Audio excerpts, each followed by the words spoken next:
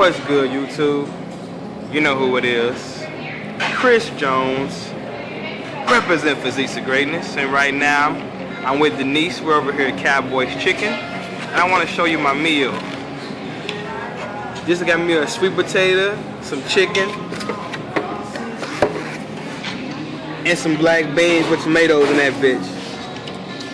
But that's not what I want to talk to you about. I want to show you my arm routine. A lot of y'all been asking me what have I been doing for biceps. I'm going to show you right now exactly what I've been doing for biceps. Stay tuned and check it out.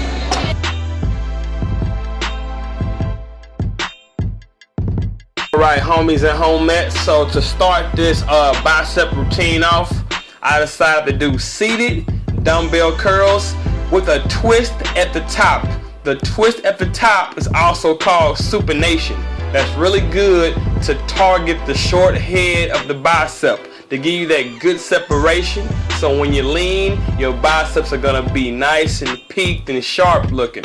Now, I warmed up. I started with 30, I went to 45, and I went to 50s. I only did 5 reps each set. Did not do a whole bunch of reps. Don't ever overwork yourself on warm-ups. Just did 5 little reps just to work up to my working weight.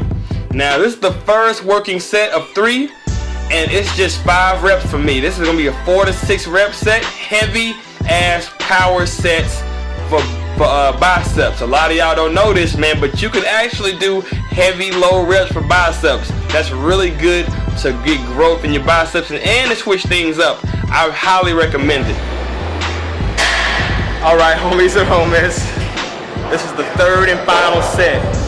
Now, I'm not gonna lie, man, this shit ain't easy, man.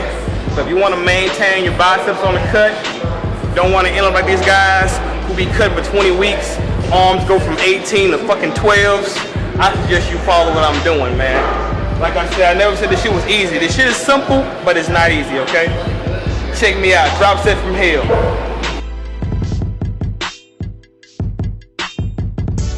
Okay, now this is the 3rd and final set of 5 reps. I decided to go ahead and fast forward this shit so I wouldn't have to have y'all watching me do a whole bunch of curls and bore the fuck out of you. But anyway, the 3rd set I did 5 reps, and then I did drop sets to take my biceps to failure, okay? So after I did the 60s, I went straight to the 45s, got as many as I can get. I was so exhausted, I think I got like 4 reps each arm this day.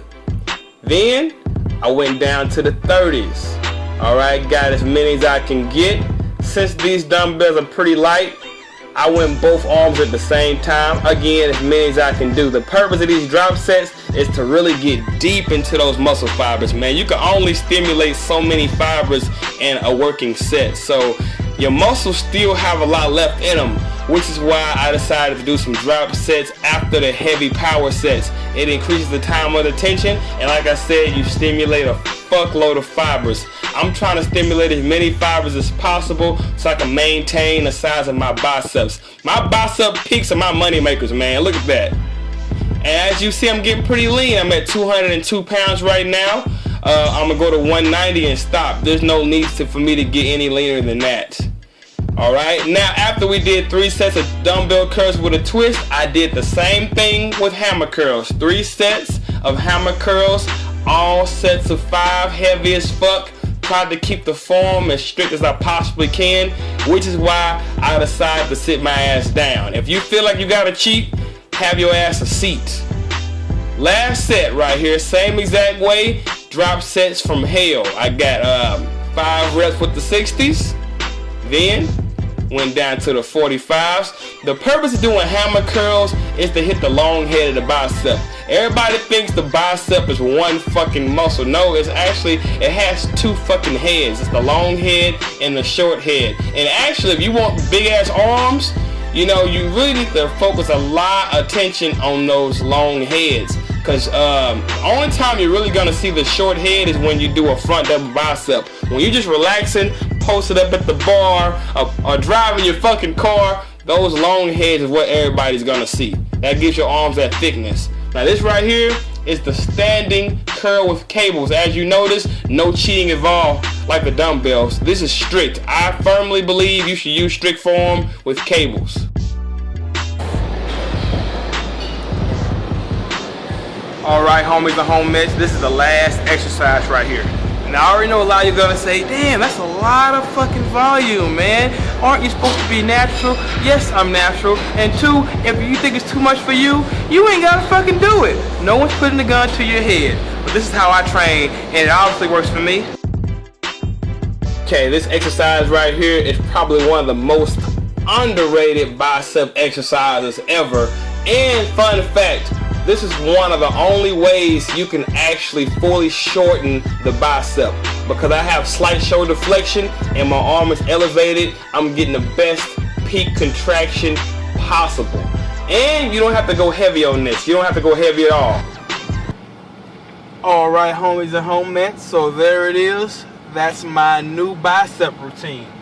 Now let me try to answer a few questions that I know some people may have. That way I ain't got to scroll through the comment section answering a whole bunch of questions. Alright, how often do I do this routine? I do this once a week. Right now I have a set split that I follow. My biceps are not included in that split.